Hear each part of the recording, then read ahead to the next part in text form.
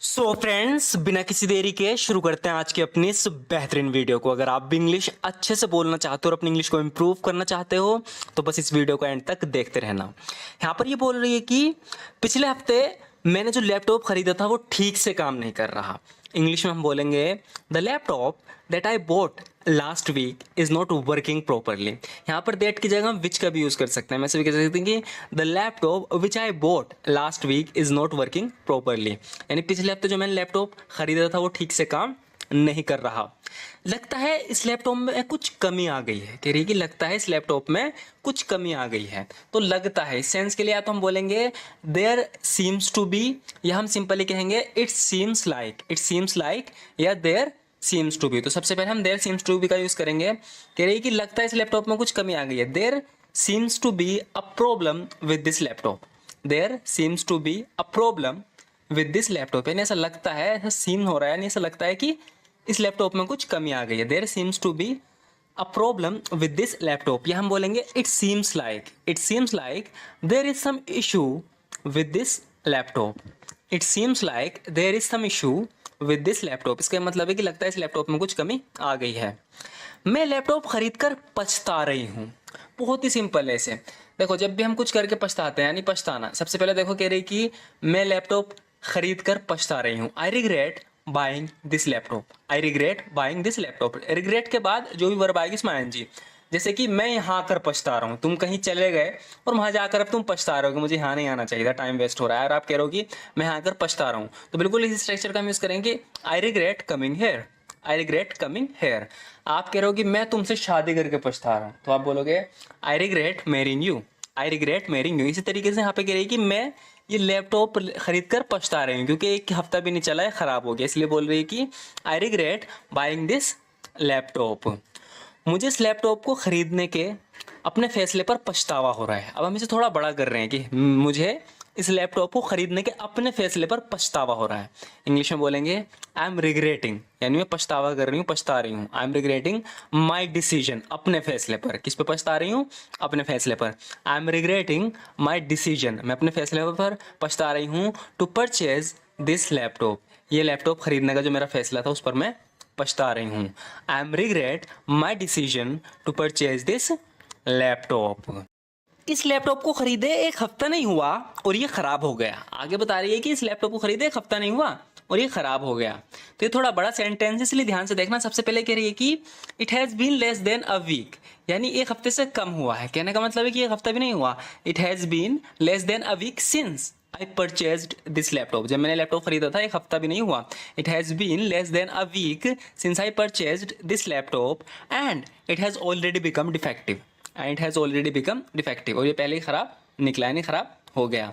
इसे बोलने का दूसरा तरीका है, यहाँ पर ये कह रहा है कि इस लैपटॉप को खरीदे एक हफ्ता नहीं हुआ। अगर बिल्कुल सेम ट्रांसलेट करें तो हम बोलेंगे it has not even been a week. It has not even been a week, यानी एक हफ्ता भी नहीं हुआ since I bought this laptop. ये लैपटॉप खरीदे हुए, जब मैंने लैपटॉप खरीदा था एक हफ्ता भी नहीं हुआ। It has not even been a week since I bought this laptop and it has already turn faulty, और ये पहले फॉल्टी निकल गया, यानी खराब हो गया। इससे अच्छा तो मैं पुराना लैपटॉप खरीद लिया होता। तो अब यहाँ पर ये कह रही है कि इससे अच्छा तो मैंने पुराना लैपटॉप खरीद लिया होता।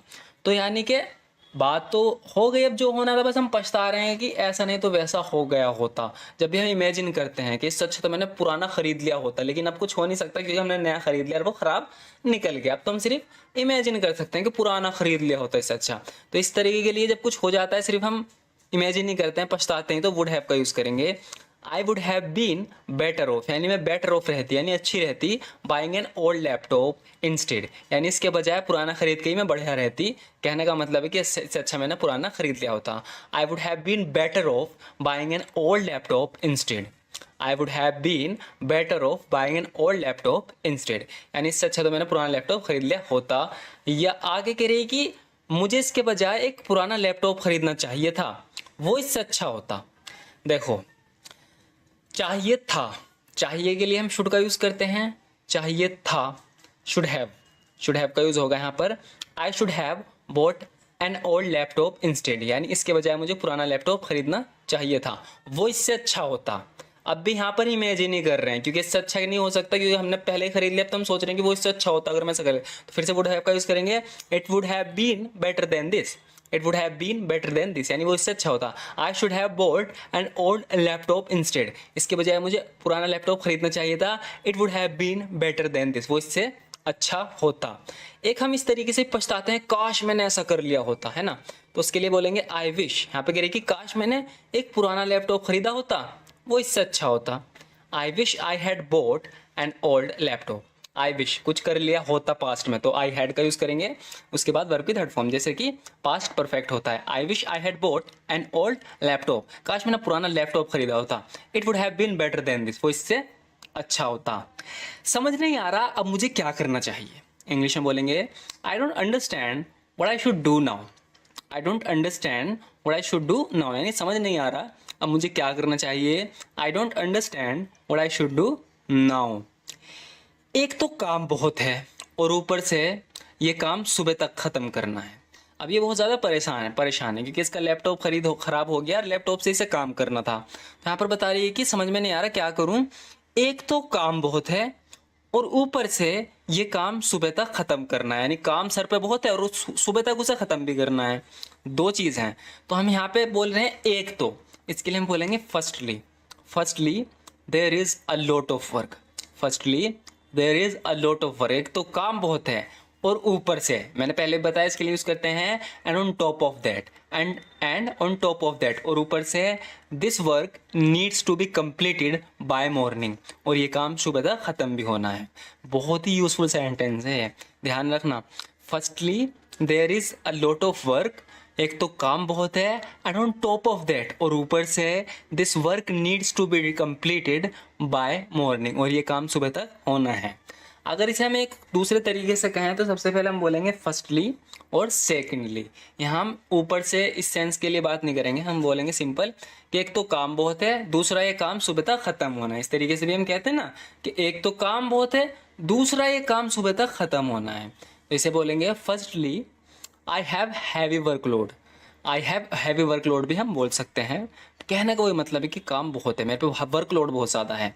Firstly I have a heavy workload, and secondly I must complete this task by morning, and secondly I must complete this task by morning. Firstly I have heavy workload, and secondly I must complete this task by morning. पीछे हमने क्या कहा, firstly there is a lot of work and on top of that this work needs to be completed by morning. दोनों का मतलब अलग, मतलब तो सेम है लेकिन तरीका अलग अलग है। और मामले को ज़्यादा बिगाड़ने के लिए मेरा लैपटॉप ख़राब हो गया। अब देखो तीसरी बात हमने इसमें जोड़ दी, एक तो हम बता रहे हैं कि एक तो काम बहुत है, ऊपर से काम सुबह तक ख़त्म होना है, यही टेंशन बहुत है सर पे, और मामले को बिगाड़ने के लिए लैपटॉप ख़राब हो गया। अब इसे बोलेंगे to make the matter worse. जब भी हम कोई तीसरी बात जोड़ के कहते हैं कि और मामले को ख़राब करने के लिए ऐसा हो गया, और बात बिगाड़ने के लिए ऐसा हो गया, तो बोलेंगे to make the matter worse, यानी और मामले को बिगाड़ने के लिए to make the matter worse the laptop broke down. जब भी कोई मशीन ख़राब होती है, ब्रोक डाउन पास्ट के लिए, द लैपटॉप ब्रोक डाउन, यानी लैपटॉप ख़राब हो गया। To make the matter worse the laptop broke down, मामले को बिगाड़ने के लिए लैपटॉप ख़राब हो गया। हम बोलेंगे the laptop broke down to further complicate the matter. To further complicate the matter का मतलब होता है कि मामले को बिगाड़ने के लिए लैपटॉप ख़राब हो गया। The laptop broke down to further complicate the matter. आपकी बड़ी मेहरबानी होगी अगर तुम आज रात के लिए मुझे अपना लैपटॉप दे दो। तो अब हम किसी से मांग रहे हैं लैपटॉप, यानी जिससे बात कर रही है उसके पास भी कोई लैपटॉप है यार, इसे ज़रूरत है, तो इससे कह रही है कि एक मांगने का बहुत बेहतरीन तरीका है, मतलब इस तरीके से नहीं कि भाई अपना लैपटॉप दे दो मुझे, याद नहीं, थोड़ा तरीके से, आपकी बड़ी मेहरबानी होगी अगर तुम आज रात के लिए मुझे अपना लैपटॉप दे दो। तो अगर ऐसे बोलेंगे तो कोई मना भी नहीं करेगा। तो इसे इंग्लिश में कैसे बोलेंगे, इंग्लिश में बोलेंगे जब भी हम कहते हैं आपकी बड़ी मेहरबानी होगी, इसके लिए हम बोलते हैं it would be very kind of you. ध्यान रखना, it would be very kind of you, यानी आपकी बड़ी मेहरबानी होगी। It would be very kind of you if you could lend me your laptop for tonight. अगर तुम आज रात के लिए मुझे अपना लैपटॉप दे दो, आपकी बड़ी मेहरबानी होगी। टू नाइट होता है आज रात के लिए। It would be very kind of you if you could lend me your laptop for tonight. अगर मैंने ये काम सुबह तक ख़त्म नहीं किया तो मेरी नौकरी चली जाएगी। इंग्लिश में बोलेंगे if I don't finish this work by morning, यानी अगर सुबह तक मैं काम नहीं करती, अगर मैंने सुबह तक काम नहीं किया, दोनों सिचुएशन में हम बोलेंगे if I don't finish this work by morning I will lose my job, तो मेरी जॉब चली जाएगी।